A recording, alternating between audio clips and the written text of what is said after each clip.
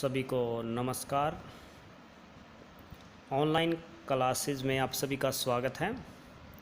आज हम हिंदी पाठ्यक्रम के अंतर्गत 9वीं कक्षा क्षितिज भाग 1 से सांवले सपनों की याद नामक पाठ पर चर्चा करेंगे, जिसके लेखक जाबिर हुसैन जी हैं।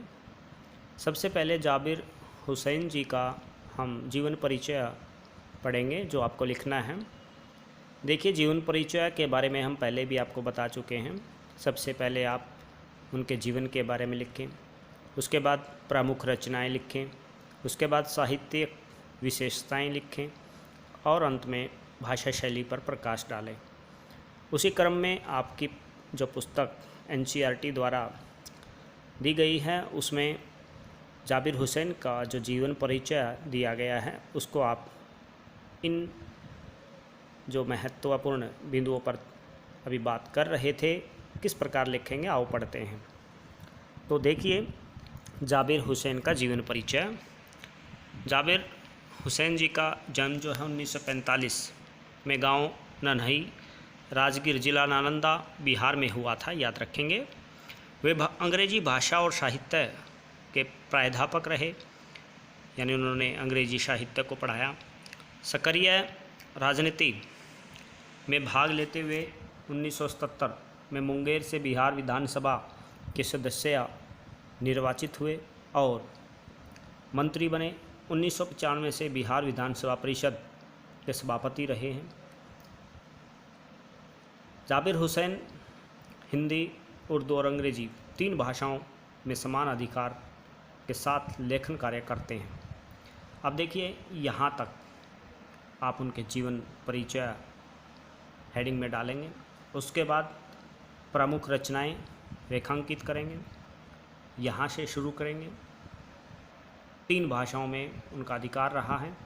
उनकी हिंदी रचनाओं में जो आगे है, डोला बीवी का मंजार, अतीत का चेहरा, लोंगा, एक नदी रेत भरी, इनकी प्रमुख रचनाएं हैं। उसके बाद यहाँ से आप साहित्यिक विशेषताएं लिखेंगे। तो देखिए, अपने लंबे राजनीतिक सामाजिक जीवन के अनुभवों में उपस्थित आम आदमी के संघर्षों को उन्होंने अपने साहित्य में प्रकट किया है। संघर्षरत आम आदमी और विशिष्ट व्यक्तियों पर लिखी गई उनकी डायरियां चर्चित प्रशंसित हुई हैं। जाबिर हुसैन ने डायरी विधा में एक अभिनव प्रयोग किया है, यानी डायरी लेखन में एक नयापन उन्होंने दिया है, जो अपनी प्रस्तुति शैली और शिल्प में नवीन है। ये आप उनके साहित्यिक विशेषताओं में लिख सकते हैं। उसके बाद बात करते हैं भाषा शैली की। भाषा शैली में आप कुछ महत्वपूर्ण बातें लिख सकते हैं। सांवले सपनों के आधार पर हम पाठ की जो भाषा शैली संबंधी विशेषताएं हैं, इस प्रकार से बना सकते हैं। लेखक ने अपने मनोभावों को प्रस्तुत करने के लिए अभिव्यक्ति शैली का प्रयोग किया है। पाठ में मिश्रित शब्दावली देखने को मिलती है, जिसमें उर्दू, तद्भव, तत्सम शब्दों का सम्मिश्रण है।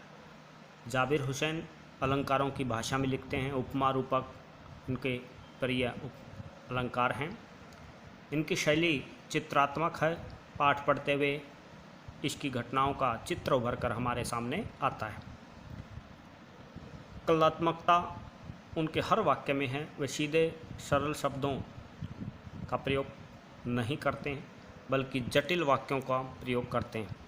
ये कुछ भाषागत विशेषताएं आप लिख सकते हैं, यानी भाषा शैली लिख सकते हैं। अब चलते हैं पाठ के सार की ओर। देखिए, पाठ का सार, सांवले सपनों की याद। पाठ में लेखक जाबिर हुसैन जी ने पक्षी प्रेमी सालिम अली का स्मरण करते हुए या उनको याद करते हुए उनका व्यक्तित्व परिचय दिया है। यानी जो पाठ है वो पक्षी प्रेमी सालिम अली नामक कोई महान विभूति हैं, महान व्यक्तित्व हैं, उनके बारे में ये परिचय है। लेखक ने बताया कि वो ठीक एक सैलानी की तरह अपने कंधों पर बोझ उठाए पलायन कर गए, परंतु यह उनका आखिरी पलायन था, यानी वो मृत्यु को प्राप्त हुए।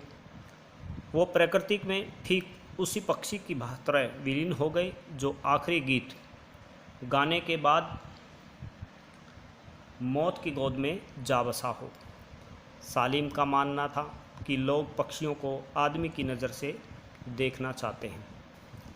देखिए यहाँ पक्षियों का बार बार जिक्र, सालिम अली जो पक्षी मनोविज्ञानी रहे हैं, उन्होंने पक्षियों से किस प्रकार प्रेम किया, पक्षियों को किस प्रकार से अपनी भावनाओं से जोड़े रखा, पाठ में पढ़ेंगे। जाबिर हुसैन साहब ने ये सब हमारे को बताया है। लेखक ने वृंदावन का जिक्र करते हुए कहा कि भले ही कृष्ण के बचपन की शरारतों को किसी ने नहीं देखा, कब उन्होंने घने पेड़ की छाँव में विश्राम किया और कब उन्होंने बांसुरी बजाई, यह कोई नहीं जानता। अगर कोई वृंदावन जाकर नदी के सांवले पानी को देखे तो वह कृष्ण की याद दिला देता है। आज भी वृंदावन कृष्ण की बांसुरी के जादू से खाली नहीं हुआ है। यानी कवि जो है, जो लेखक हैं हमारे जाबिर हुसैन जी, सालिम अली की तुलना श्री कृष्ण से करते हैं कि इस प्रकार आज भी श्री कृष्ण को याद किया जाता है, उसी प्रकार पक्षी प्रेमी सालिम अली को भी हृदय से याद किया जाता है। उसी तरह सालिम अली को भी पक्षी प्रेमी के रूप में हम याद करते हैं। पूर्व समय की याद दिलाते हुए लेखक ने बताया कि वे उम्र की 100वें पड़ाव के करीब थे, यानी मृत्यु के करीब। यात्राओं की थकान ने उन्हें कमज़ोर कर दिया था और कैंसर जैसी जानलेवा मृत्यु उनके मौत का कारण बनी। तो ये देखिए आप कि सालिम अली की मृत्यु कैंसर से हुई, परंतु एक बात स्पष्ट थी कि वे सब मिलकर उनकी आंखों से वह रोशनी छीनने में सफल नहीं हो पाई जो पक्षियों की तलाश और उनके हिफाजत के प्रति समर्पित थी। यानी मृत्यु के समय भी पक्षियों के प्रति उनकी आंखों में प्रेम दिखाई देता था। अपने जीवन के एकांत क्षणों में वह दूरबीन के साथ पक्षियों को निहारते ही देखते गए। उन लोगों में से एक थे जो प्रकृति के प्रभाव में ना जाकर प्रकृति को अपने प्रभाव में लाते हैं। उन्होंने अपना जीवन साथी अपने स्कूल सहपाठी तहमीना को चुना, यानी उनकी पत्नी सालिम अली की पत्नी, जिन्होंने हर लम्हे में उनका सहयोग दिया। सालिम जी अनेक अनुभवों के मालिक थे। एक दिन वे केरल की साइलेंट वैली को रेगिस्तानी हवाओं के झोंकों से बचाने का अनुरोध लेकर पूर्व प्रधानमंत्री चौधरी चरण सिंह से मिले थे। तो ये देखिए, यह प्रश्न बार बार पूछा जाता है लघु उत्तरात्मक प्रश्नों में कि साइलेंट वैली कहाँ पर है, केरल में। दूसरा कि वो साइलेंट वैली को बचाने के लिए किस प्रधानमंत्री से मिले, चौधरी चरण सिंह से, जो कि मिट्टी पर पड़ी पानी की पहली बूंद का असर जानने वाले नेता थे। परंतु पर्यावरण से संभावित खतरों के बारे में सालिम ने उन्हें अवगत कराया, तब उनकी भी आंखें नम हो गई, यानी वो भी मायूस हो गए। सालिम ने अपनी आत्मकथा का नाम फॉल ऑफ स्पैरो रखा है। स्पैरो चिड़िया को बोला जाता है, अंग्रेजी में इन्होंने लिखा है सालिम अली ने, जिसमें उन्होंने एक घटना का जिक्र करते हुए लेखक को D.H. लॉरेंस के बारे में लिखा है। D.H. लॉरेंस हमारे अंग्रेजी के जो है लेखक रहे हैं, बड़े प्रसिद्ध लेखक रहे हैं, प्रकृति प्रेमी रहे हैं। तो लेखक ने उनका जिक्र किया है। उनकी मृत्यु के बाद उनकी पत्नी से कहा गया कि वे अपने पति के बारे में कुछ लिखें। तब उन्होंने कहा कि उनके बारे में मेरे से ज़्यादा मेरी छत पर बैठी गौरैया जानती है। यानी वह एक चिड़िया है जो D.H. लॉरेंस के बारे में जानती है, ज़्यादा जानती है, क्योंकि वो प्रकृति और पक्षियों के प्रेमी रहे होंगे। लॉरेंस सालिम का अटूट हिस्सा हो। मुमकिन है कि लॉरेंस की तरह सालिम अली भी वैसे ही व्यक्तित्व रहे हैं। वे सदा जटिल प्राणियों के लिए एक पहेली रहेंगे। बचपन में उनके एयरगन की शिकार एक गौरैया ने उन्हें पक्षी प्रेमी बनाया। यानी एयरगन से जैसे बच्चे खेलते हैं, किसी गौरैया चिड़िया को उन्होंने एयरगन से घायल कर दिया। वहीं से सालिम अली का हृदय जो है पक्षियों के प्रति प्रेम से उमड़ गया।